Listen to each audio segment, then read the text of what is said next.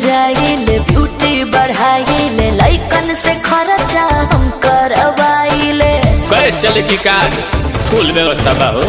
Parlour में जाइले beauty बढ़ाइले लइकन से खर्चा हम करवाइले। बॉबी बनारस के पान भइलू, बॉबी बनारस के पान भइलू, कातना लइकन के जान भइलू, गोरी लागत कि अब के सियान भइलू।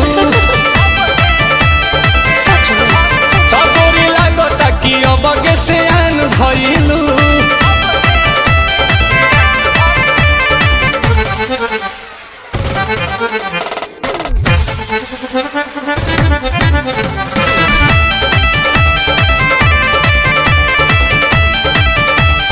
कुछ भी बोलते हैं। दिलवा के कहले बारू चोरी हमार तू तो गोरी, टुकुर टुकुर ताकि तोहार ओरी बुझाई।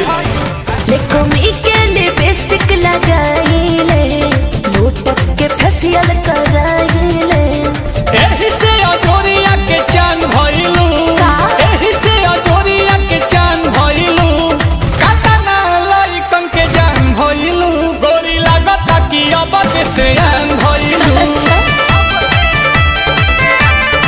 हाँ गोरी लागत कि अब के सियान भइलू।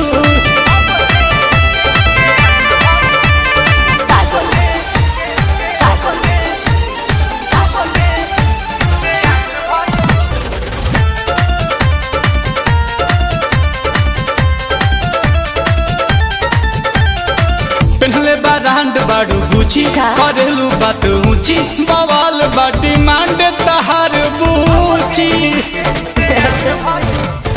बिकिनी हाल के कहल हो, करता नील कमल हो।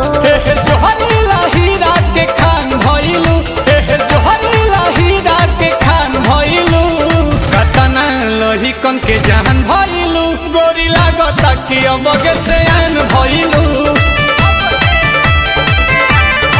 हो गोरी लागत कि अब के सियान भइलू।